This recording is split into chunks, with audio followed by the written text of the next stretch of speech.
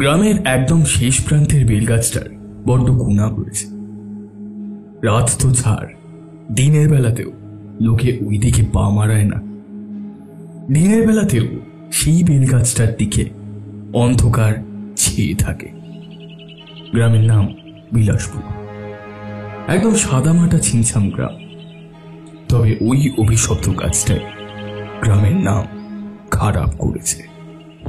শেষ বাসে বাড়ি ফিরতে ফিরতে অনেকটা রাত হলো সুবীরের। এই গ্রামে সে একদম নতুন, তাই ওই বেলগাছটার গুনামের কথা সে শোনেনি। অনেকটা রাত হয়ে গেল, বাড়িতে বোধহয় বউ এখনো না খেয়ে জেগে বসে আছে। দূর দূর, ভালো লাগে না। কেন যে দুটো পয়সার জন্য ওভার টাইম করতে গেলাম, না হলে এতক্ষণ বাড়িতে কম্বলের তলায় ঢুকে আরামসে ঘুমোনো যেত। প্রায় দৌড়তে দৌড়তে যাচ্ছিল সুবীর, হঠাৎ সেই বেলগাছটার কাছে এসে থমকে দাঁড়ালো। এটা সেই বেলগাছটা না? গ্রামের লোকেরা বলে এখানে নাকি একটা শাঁকচুন্নি রয়েছে। কি জানি বাবা, এখন এত ভেবে কাজ নেই। মানে প্রাণ বাঁচিয়ে জলদি এখন বাড়ি পৌঁছতে হবে। গাছটার সামনে দিয়ে দৌড়ে যাওয়ার সময় হঠাৎ কিসে যেন একটা হোঁচট খেয়ে হুমড়ি খেয়ে মাটির ওপরে পড়ল সুবীর। কিসে আবার হোঁচট খেলাম? কি ব্যথা করছে!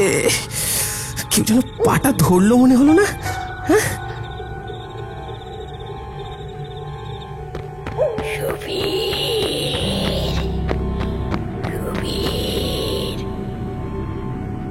কেউ পিছু করছে মনে হচ্ছে না? দাঁড়া সুবীর,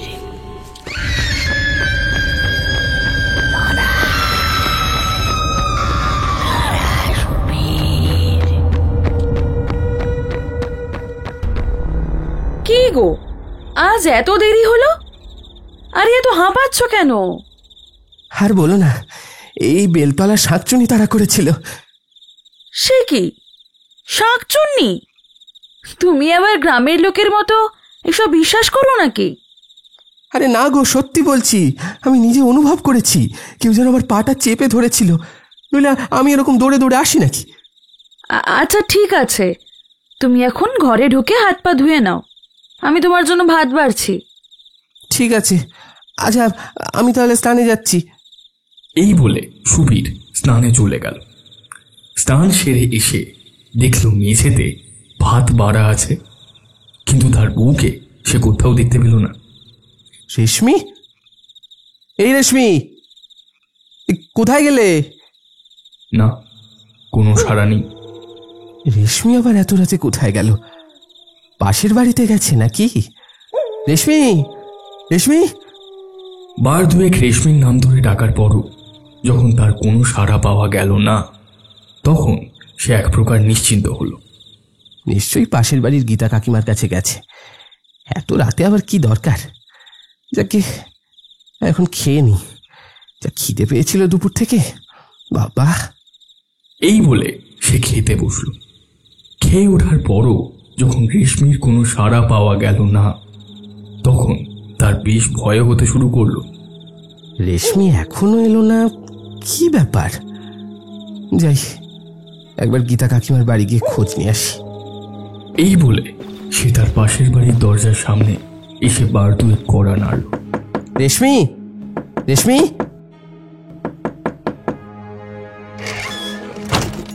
কি গো, এত চেঁচামেচি করছো কেন? কি এত দেরি হচ্ছে? কি কি করছো তুমি? সেটাই দেখতে এলাম। আমি যাচ্ছি। তোমার খাওয়া হয়ে গেছে? হ্যাঁ। আচ্ছা, তুমি শোয়ার তোড়জোড় করো, আমি যাচ্ছি। কালকে তো গীতা কাকিমার বাড়িতে পুজো, তাই একটু জোগাড় যন্ত্র করতে এসছিলাম। আচ্ছা, আমি যাচ্ছি, তুমি তাড়াতাড়ি এসো। এই বলে সুবীর নিজের বাড়িতে ফিরে গেল।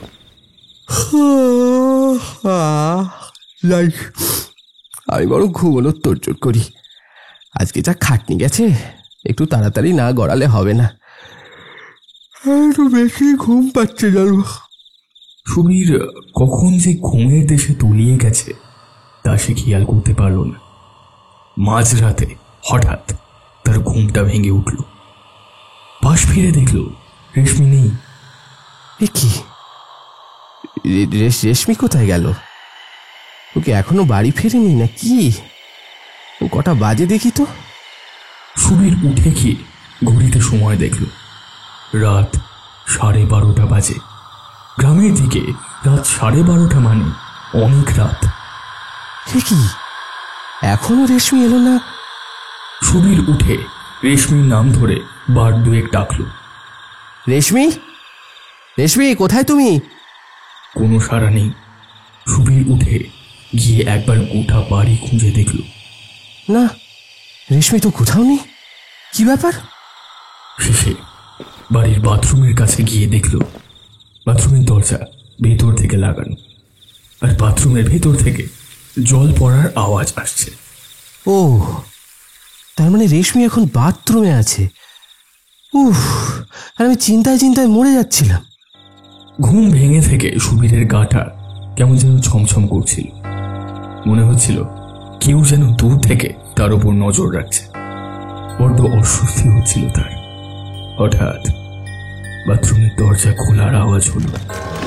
এ কি, বাথরুম থেকে কেউ তো বেরোলো না। না না না, ওই তো বেরোচ্ছে একটা হাত। ওটা কার হাত? ওই হাত তো রেশমি হতে পারে না। হ্যাঁ, ঠিক সেই সময় তমালদার কথা মনে পড়ল। পাশের বাড়ির তমালদা তাকে বলেছিল, তুই এখানে নতুন, তোকে বলি শোন, ওই বেলতলার শাকচুন্নি যদি একবার পিছনে লাগে তাহলে কিন্তু তার হাত থেকে নিস্তার পাওয়া যায় না। তার মানে এটা কি সেই শাকচুন্নি? হ্যাঁ হ্যাঁ, ঠিক তাই। বাথরুমের দরজা দিয়ে এবার একটা অবয়ব বেরিয়ে এলো। একটা আশ্চর্য ব্যাপার, সেই অবয়বের সাথে রেশমির অদ্ভুত মিল রয়েছে, কিন্তু সুবীর হরফ করে বলতে পারে এটা রেশমি নয়, হতে পারে না। আস্তে আস্তে এবার সেই অবয়ব এগিয়ে আসছে সুবীরের দিকে। তার চোখগুলো যেন আগুনের ভাটার মতো জ্বলছে, সমস্ত ইন্দ্রিয় যেন অবশ হয়ে আসছে। সেই ছায়ামূর্তি ধীরে ধীরে এগিয়ে আসছে তার দিকে। সুবীরের আর কোনো নিস্তার নেই। সেই ছায়ামূর্তি এইবার আলিঙ্গনের ভূমিকায় তার দুখানা হাত বাড়ালো, আর আস্তে আস্তে তার দুই হাত সুবীরের গলার দিকে এগিয়ে এলো। হিংস্র গলায় সে বলে উঠল, কি গো, তুমি জেগে গেছো?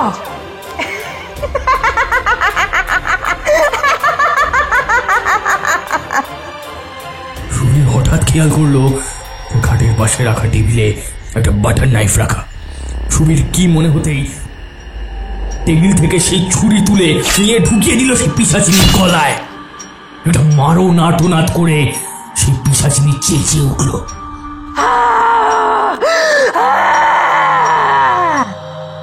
সুবীরকে ফেলে ফেলে দিয়ে দরজা খুঁজে বাড়ির বাইরে বেরিয়ে গেল সে।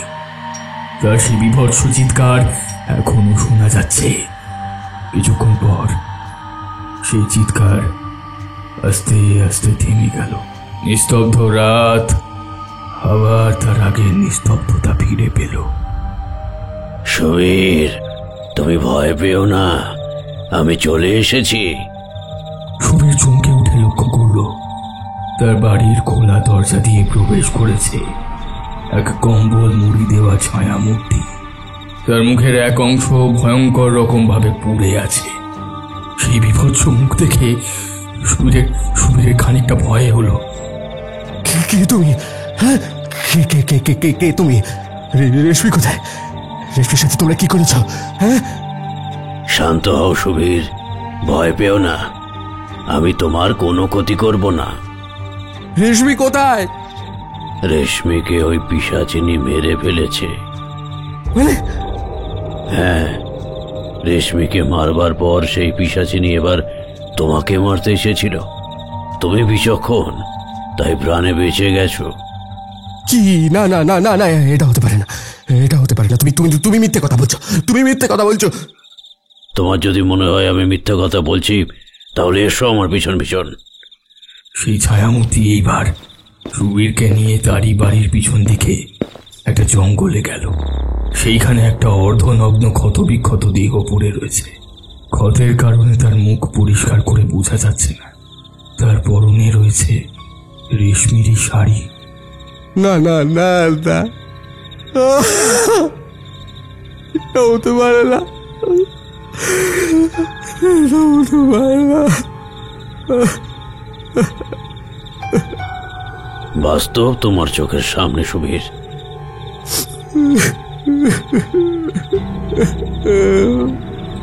তুমি কি রেশমিকে ফেরত পেতে চাও? এটা এটা কি সম্ভব? আমাদের দেবীর দ্বারা সবকিছু সম্ভব। দেবী? হ্যাঁ, দেবী। আমাদের দেবী দ্রাক্ষাণীর দ্বারা সব সম্ভব। জন্ম মৃত্যু সবকিছুই তার হাতের মুঠোয়। তুমি চাও না রেশমিকে ফিরে পেতে? চলে এসো আমাদের সাথে, একাত্ম করো নিজেকে দেবী দ্রাক্ষাণীর সাথে, নিজেকে মুক্তি দাও। তাদের দুজনকে আস্তে আস্তে ঘিরে ধরছে এক দল ছায়া মূর্তি। সেই কম্বল মুড়ি দেওয়া মূর্তি আস্তে আস্তে এগিয়ে চলেছে জঙ্গলের অন্ধকারের দিকে। চলে এসো সুবীর, আমাদের সাথে এসো। নিজেকে কষ্ট দিও না। দেবী দ্রাক্ষাণী এখন তোমার জীবনের প্রধান উপলক্ষ। বলো, তুমি রাজি? হ্যাঁ, আমি রাজি, আমি রাজি, আমি রাজি। সুবীর এবার আস্তে আস্তে উঠে দাঁড়িয়ে এগিয়ে চলল সেই আগন্তুকের দিকে। এসো সুবীর, এবার আমরা এই পৃথিবীকে মুক্ত করব। এসো।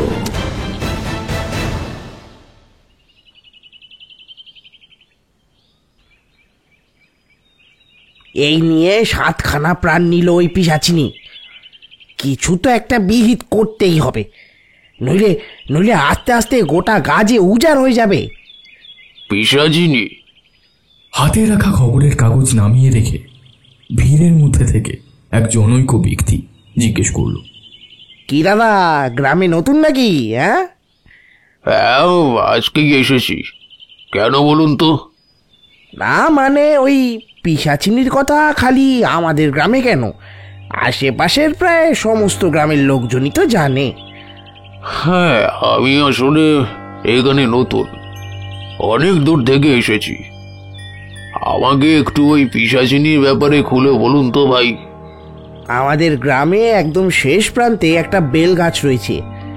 ওই বেল গাছেই বাস করে এক পিশাচিনী। এই নিয়ে 7খানা প্রাণ নিয়েছে ওই পিশাচিনী। এর আগে বাকিরা তো হার্ট ফেল করেই মারা যেত, কিন্তু এবার সেই পিশাচিনী নৃশংসভাবে হত্যা করছে গ্রামের লোকদের। বাপরে, কি সাংঘাতিক ব্যাপার। হ্যাঁ, এই তো গেল সপ্তাহে ওই যে সামনের বাড়িটা দেখছেন না, ওই যে, হ্যাঁ হ্যাঁ, ওই লাল বাড়িটা, ওই বাড়ির বউ রেশমির মৃতদেহ ওদের বাড়ি থেকে কিছু দূরেই পড়েছিল। বাবা, হ্যাঁ মনে আছে তো, সে কি দৃশ্য! রক্তে ভেসে যাচ্ছিল গোটা জায়গাটা। হ্যাঁ, আর কি বলি বলুন তো, ওই ফুটফুটে মেয়েটা কি অসহায় বাবা মারা গেছে জানেন? গলার কাছে একটা ছুরি বিধিয়ে হত্যা করেছে ওই পিশাচিনী।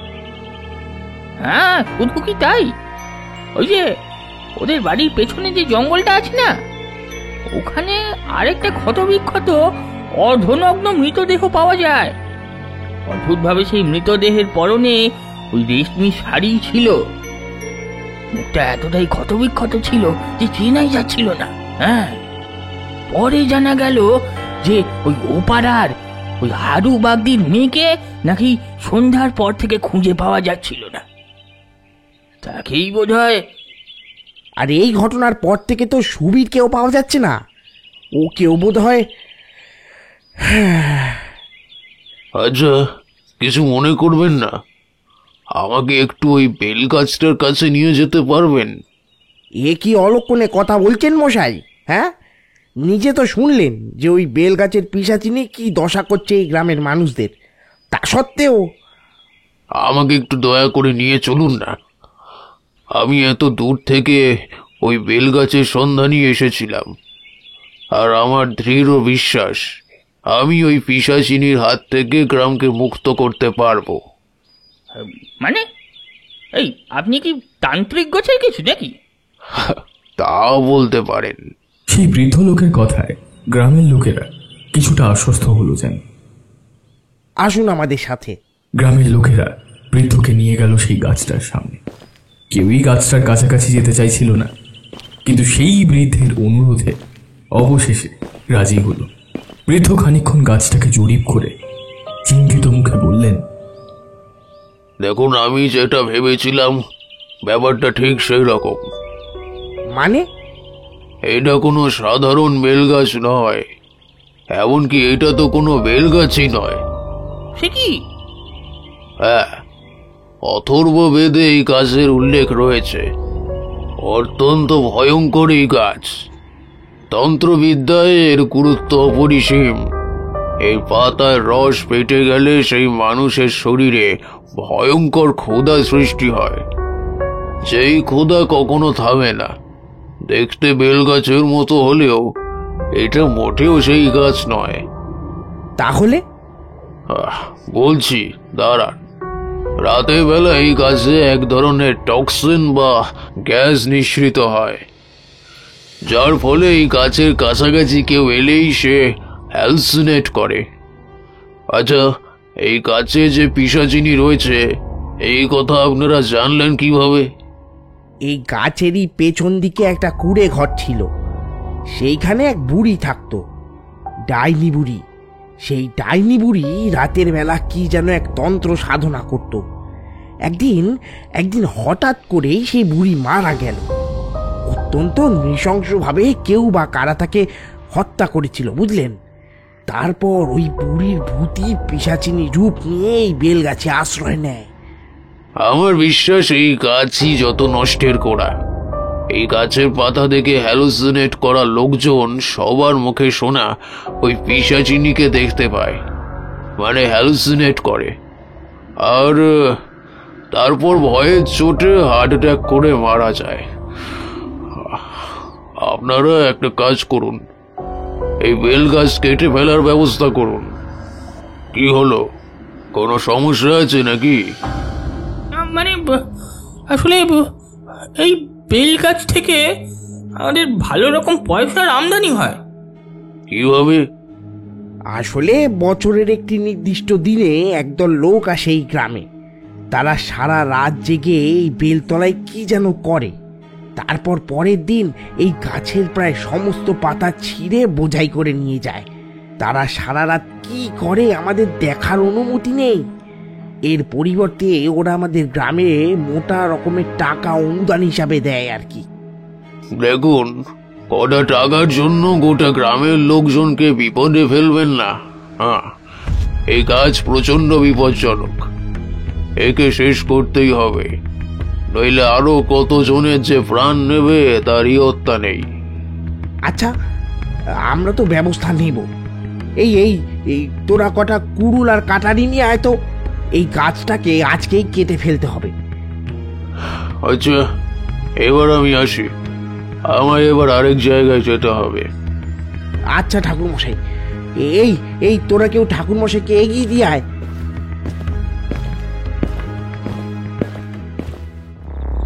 ভাই ভাই তাড়াতাড়ি কাজটা শেষ কর, এবার তো বাড়ি যেতে হবে, সন্ধে হয়ে এলো বলে। ওহ বাবা, কি অলক্ষণে গাছ মাইরি! সেই দুপুর থেকে গাছ কাটা শুরু করেছি। বাপ রে বাপ, এখনো কতক্ষণ যে লাগবে কি জানে। তোমাদের সাহস হয় কি করে এই গাছ কাটার? তোমাদের না বলেছিলাম এই গাছের যেন কোনো রকম ক্ষতি না হয়, আর তোমরাই কিনা এই গাছ কেটে ফেলছো। এই গাছই যত নষ্টের গোড়া। এই গাছ না কেটে ফেললে আরো যে কত গ্রামবাসীর প্রাণ যাবে ভগবান জানে। ভগবান?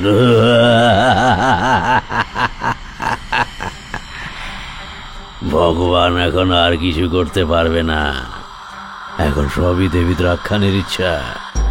সরে যাও তোমরা এখান থেকে, সরে যাও। হ্যাঁ, বললেই হলো। না না, আমরা কিছুতেই সরব না। আমাদের মোড়ল মশাই আদেশ দিয়েছেন, আজকের মধ্যে এই গাছটা কেটে ফেলতে হবে। মোড়ল মশাই আদেশ দিয়েছে? তার মানে সে জানতে পেরে গেছে আসল সত্যিটা। শুধু মোড়ল মশাই কেন, গোটা গ্রাম জানে এই গাছ সম্পর্কে। বাহ, তাহলে তো তোমরা আমাদের কাজ সহজ করে দিলে। মানে মানে এতই যখন জেনে গেছো, তাহলে তোমাদের বাঁচিয়ে রাখি কি করে বলো? ওই এই এই ওই ছেলেটাকে এদিকে নিয়ে আয় তো। ঠিক সেই সময় কালো কাপড় পরা এক মূর্তি ভিড় ঠেলে এগিয়ে এলো তাদের সামনে। আরে সুবীর রে, সুবীর বাবা, তুমি বেঁচে আছো? আমরা কি চিন্তাই না করছিলাম তোমায় নিয়ে। কিন্তু এই সুবীর সেই সুবীর নয়, গ্রামবাসীরা তা জানে না।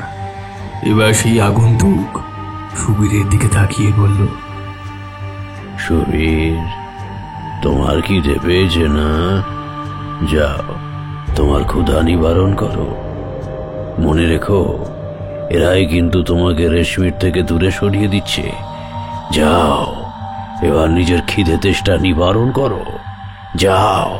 কয়েকজন আগন্তুক এবার সেই গ্রামবাসীদের চেপে ধরল। সুবীর এবার আস্তে আস্তে এগিয়ে গেল তাদের দিকে। সুবীর, সুবীর, সুবীর, আমাদের ছেড়ে দাও সুবীর। আমরা আমরা তোমার কোনো ক্ষতি চাইনি বাবা।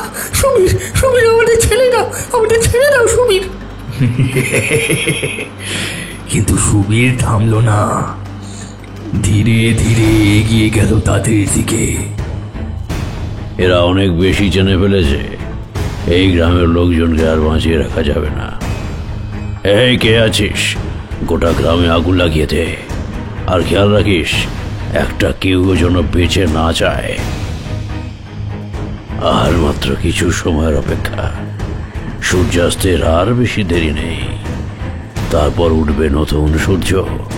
খুব তাড়াতাড়ি দেবী জেগে উঠবেন, মুক্তি দেবেন সবাইকে, মুক্তি।